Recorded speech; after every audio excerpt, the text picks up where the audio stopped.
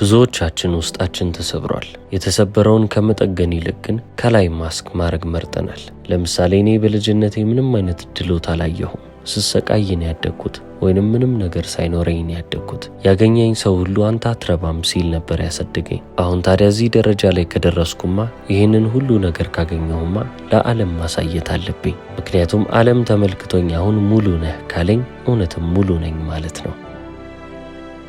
ትክክለኛ ሙሉነት ወይንም ደግሞ ነፃነታችሁም የሚገኘው በዚህ ሰዎች በሚሰጧቸው አፊርሜሽን ውስጥ አይደለም። ብዙ ስራ ፈጣሪ ነን የሚሉ ወይንም ነጋዴ መሆን የሚፈልጉ ሰዎችም ወደ ንግድ ውስጥ ሲገቡ የሚሳሳቱትን ስህተት ነው የምነግራቸው። እከሌ ቢዝነስ አለው፣ እከሌ እንደዚህ ያለው ለመባል ብቻ ዘለው የገቡ አብዛኞቹ ስኬት የምትባለዋን ነገር በዛች ንግድ ውስጥ አያዩ። የሰው ልጅ ጎዶሎ ሆኖ ከጀመረ ምንም አይነት ውጫዊ ነገር ቢያገኝ ያ ጎዶሎነቱ አሁንም እየተንጸባረቀ ይመጣል እንጂ የሚሸፍንለት ነገር አይኖርም። በዚህ መንገድ ላይ ከገባችሁ አይቀር እኔ ይህንን ቀደም ልንገራችሁ ብዬ ነው። ምክንያቱም ብዙ ነጋዴዎች ላይ ኢንትረፕረነሮች ላይ የምመለከተው ነገር ስለሆነ ነው። ሰውን ለማስደመም ለሰው ብላችሁ ለመኖር በሚባለው ህይወት ውስጥ ስትሄዱ የሆነ ሰዓት ላይ ለምንድነው ሰዎች ግን እየተረዱኝ ያልሆነው ብላችሁ መጠየቃችሁ አይቀርም። እነሱ ከእናንተ ህይወት ውስጥ ልብ እንዲሉላችሁ የምትፈልጉትን ነገር ልብ ሳይሉ ሲቀሩ እናንተን እያበሳጫችሁ ይመጣል። ለምንድነው ማይገባቸው? ከዚህ በላይ ምንድነው ማድረግ ያለብኝ በሚል ደረጃ ላይ እንድትደርሱ ያደርጓቸዋል።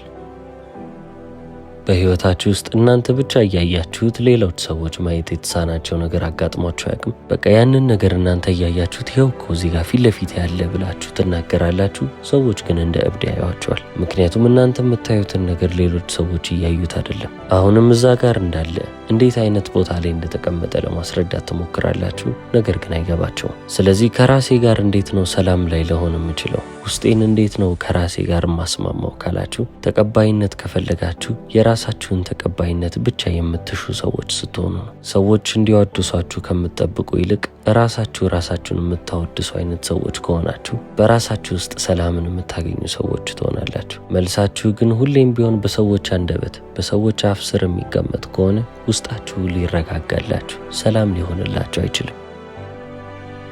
ፌሊየር ወይንም ውድቀት ስለሚባል ነገር ብዙ ጊዜ እንሰማለን። ስለ ውድቀት በጣም ከባድ የሚያረግብን ነገር ምንድነው ካላችሁ፣ ውድቀት በራሱ አይደለም፣ ከውድቀቱ ጋር ተያይዘው የሚመጡ ስሜቶች ናቸው። የሰው ልጆች ስንባል ሶሻል አኒማል ነን። ማህበራዊነት እኛን ይገዛናል፣ ተፈጥሯችን ነው። ለዚህ ነው ቤተሰባችን ውስጥ ሆነን የምናድገው። ትልቅ ሰዎችም ከሆንን በኋላ አንድ ሰፈር ውስጥ ስንኖር ከሰዎች ጋር ስንሰበሰብ ይህንን እያመለከትን ነው። ሌላው ይቅርና ወደ የቤተ እምነቱ ስትሄዱም የምትሄዱበት አንዱ ምክንያት ይሄ ነው፣ ማህበራዊነት እንዲሰማችሁ፣ ከሌሎች ሰዎች ጋር ኮኔክት ለማድረግ። ቢሮም ስትሄዱ ተመሳሳይ ነው። የትም ቦታ ሂዱ፣ በሄዳችሁበት ቦታ ሁሉ ሌሎች ሰዎች አሉ።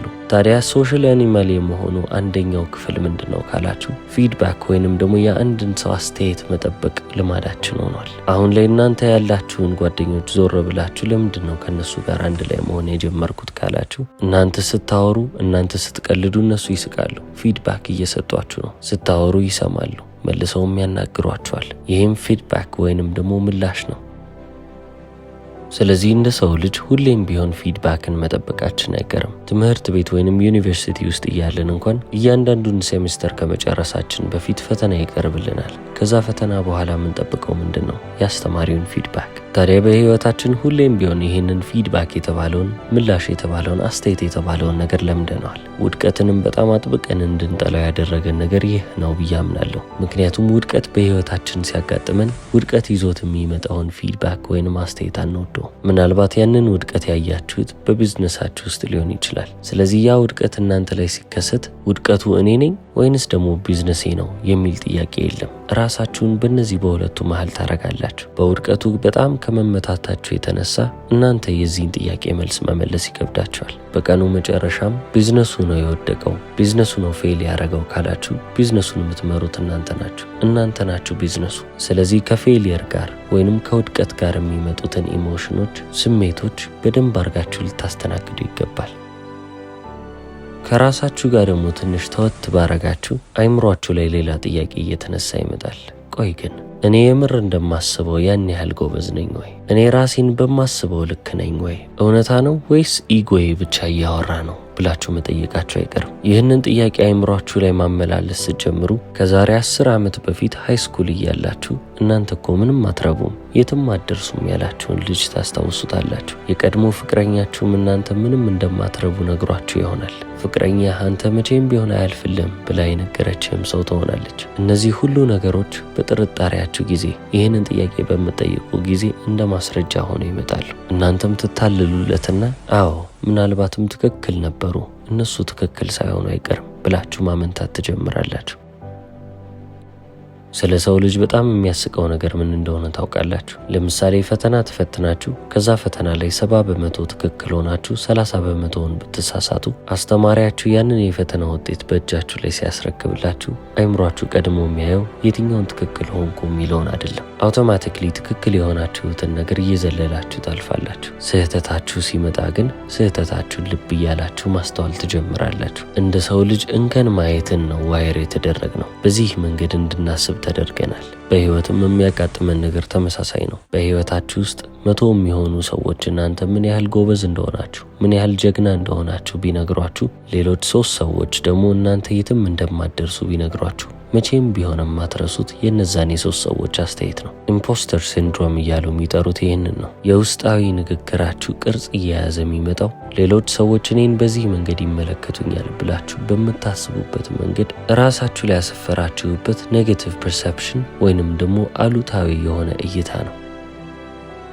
ስለዚህ አሁን ውድቀት ወይንም ደግሞ ፌሊየር እናንተ ላይ ትልቅ ችግር ያመጣባችሁ እነዛ 3 ሰዎች ስለ እናንተ የተናገሩትን አሉታዊ ነገር ስለሚደግፍ ነው። 97ቱ እናንተ በጣም ምርጥ ናችሁ ያሏችሁ ሰዎች ግን በአይምሯችሁ ልብ የሚባሉ ሰዎች አይደሉም ማለት ነው። ይህንን ስመክራችሁ እኔም በህይወቴ የተሰቃየሁበት ነገር ስለሆነ ነው። በህይወቴ በጣም ከባድ ከምላቸው ነገሮች ውስጥ አንዱ እነዚህ ውድቀቶች እኔነቴን አይገልጹም፣ እኔነቴን አይወክሉም ብዬ ራሴን ለማስረዳት የወሰንኩባቸው ጊዜያቶች ናቸው። ምክንያቱም ውድቀቶች ሁሌም ቢሆናሉ ጊዜያዊ ናቸው። በቃ ሞመንትን ወይንም ቅጽበትን ጠብቀው የሚመጡ ናቸው። ልክ በህይወት እንደሚከሰት እንደማንኛውም ነገር አልፈን ልንሄድባቸው የሚገቡ ነገሮች ናቸው። ነገር ግን እዚህ ጋር አንድ መረዳት ያለብን ነገር ቢኖር ውድቀታችን እኛን ከነበርንበት ደረጃ ምንም ዝቅ የሚያደርገን ነገር አይደለም። በፊት ታላቅ ከነበርን አሁንም ታላቅ ነን፣ ወደፊትም ታላቅ እንሆናለን። ፌሊየር ስለመጣና ስለቀረ ስለ ማንነታችን ወይንም ስላለንበት ቦታ ምንም የሚለውጠው ነገር የለም።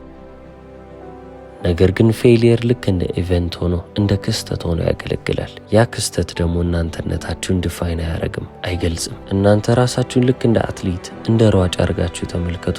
የ100 ሜትር ሩጫ ልትሮጡ መጣችሁ።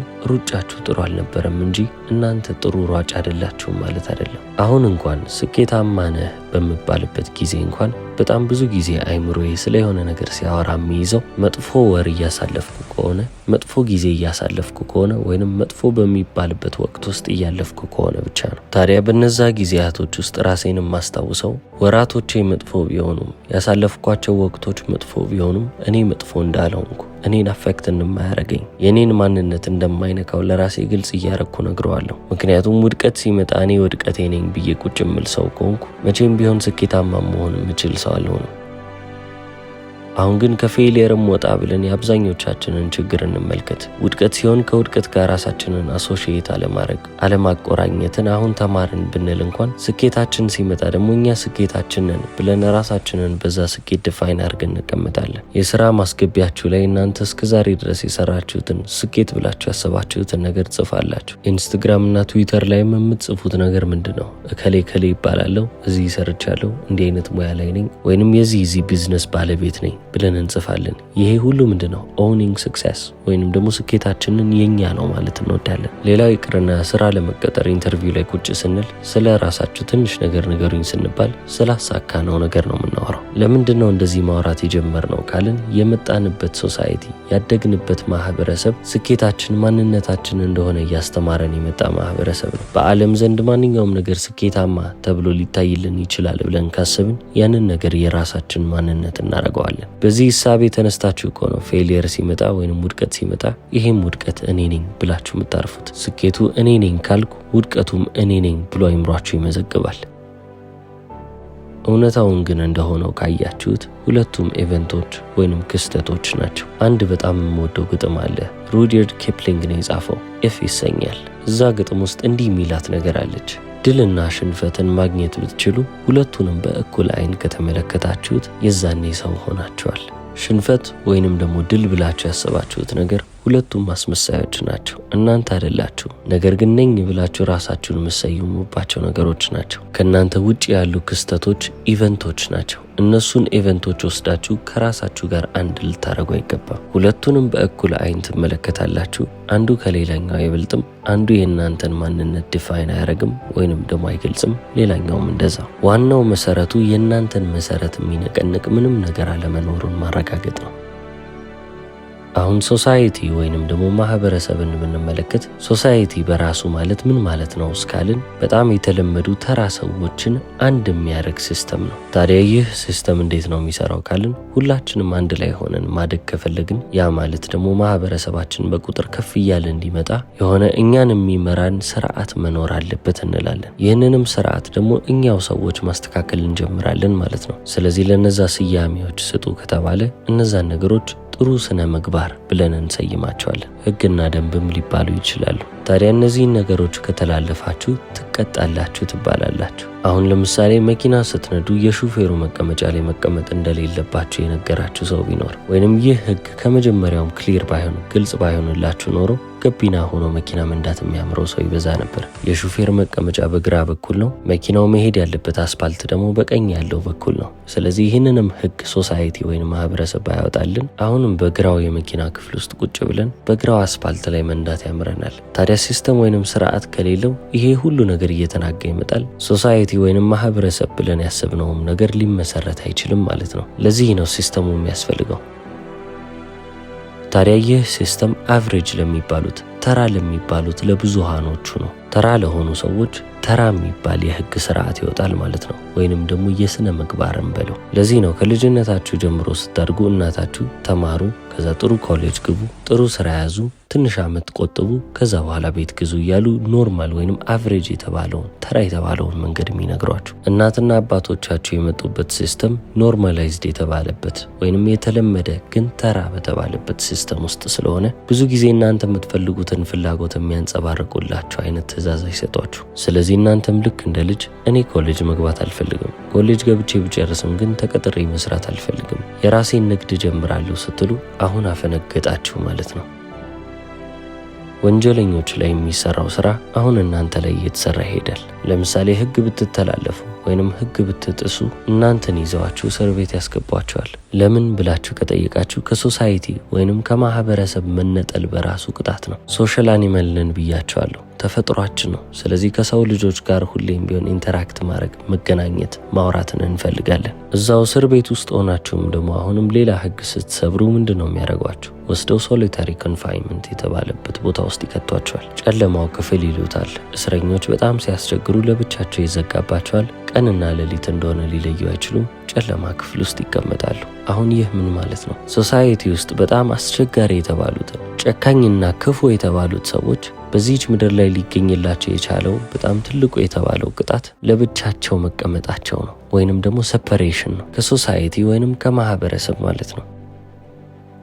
አሁን ይህንን የነገርኳችሁ ለምንድን ነው? በኢንትረፕረነርሺፕ ጆርኒያችሁ ውስጥ በዚህ ጉዟችሁ ውስጥ ስትሄዱ እናንተም ስራ ልፍጠር፣ እስቲ ሀገሬ ልለውጥ፣ ራሴንም ቤተሰቤንም ላሻሽል ስትሉ ይህንን ባዶ ብቸኛ የተባለውን መንገድ መራመዳቸው አይቀርም። የማይቀርላችሁ ነገር ስለሆነ ነው ነገራችሁ። ለዚህም ነው በጣም ብዙ ሰው ንግድ ውስጥ ገብቶ በንግዱ ዓለም ውስጥ ሳይሳካለት የሚወጣው። ለዚህ ነው በጣም ብዙ ሰው ስኬታማ ነጋዴ መሆን የከበደው። ገብታችሁ እንደዚህ ቀልዳችሁ የምትወጡበት አይነት የህይወት ጉዞ አይደለም። አንዴ ገባችሁ ማለት ለብቻችሁ ናችሁ። ዞሮ ስትሉ ማንም የለም። ብቻዬን ነኝ እኮ ብላችሁ ትደናግጣላችሁ። በዛ ብቸኝነት ውስጥ አልፋችሁ ስትመጡ ነው ግን ያንን ብርሃን እያያችሁ የምትመጡት። ምንም ቢሆን አይምሯችሁን ዝቅ አድርጋችሁ አትመልከቱ። በጣም ትልቅ የሚባል ኃይል አለው። ከመለያየታችንም በፊት አንዲት ነገር ልጨምርላችሁ። በዚህች ምድር ላይ ምንም ነገር ሰራችሁ፣ ምንም አይነት ተግባር ውስጥ ተሳተፋችሁ፣ ምንም አይነት ውጤት ይዛችሁ መጣችሁ፣ ሰዎች ስለ እናንተ የሆነ ነገር ማለትን ይፈልጋሉ። ምን አይነት ነገርን አልፋችሁ እንደመጣችሁ የማያውቁ፣ እንዴት እዚህ ውጤት ላይ ልደርሱ እንደቻላችሁ የማያውቁ ሰዎች ሁሌም ቢሆን ስለ ስራችሁ አሊያም ደግሞ ስለ ራሳችሁ የሆነ ትችትን፣ አስተያየትን መሰንዘር ይፈልጋሉ። ይህ ያለ ነው። አንድ ማምንበት አባባል አለ። በችግሬ ጊዜ ያልተገኘልኝን ሰው በስኬቴ ጊዜ ማግኘት አልፈልግም። በተጨማሪም ተሳካልኝ በምልበት ጊዜም ውድቀት ሲያጋጥመኝ እነዛን ሰዎች ማየት አልፈልግም። ወደቀ ብለው ይመለሳሉ። ብዙ ሰዎች በዚህ መንገድ ነው የሚሰሩት። እነዛን ሰዎች ችላ ማለት መልመድ ያስፈልጋል። የሚናገሩትን ነገር ከምንም ነገር አለመቁጠር። ምክንያቱም እናንተ ከመጣችሁበት ቦታ አልመጡም፣ ያያችሁትን አላዩም፣ በእናንተ ጫማ ውስጥ ሊራምዱ አልቻሉም። ስለዚህ በእናንተ ህይወት ላይ ምንም አይነት ስልጣን ሊኖራቸው አይገባም። ያንን ስልጣን ሊያገኙ የሚችሉት እናንተ ስልጣኑን ከሰጣችኋቸው ብቻ ነው። ያንን ደግሞ ማድረግ የለባቸውም፣ ከልክሏቸው። የዛሬውን ምክር የመከራችሁ ሳውዝ አፍሪካዊ ኢንተርፕረነር ቡሲ ተንበከዋዮ ነበር። እስከ መጨረሻው ስለተከታተላችሁ አመሰግናለሁ። ቻው።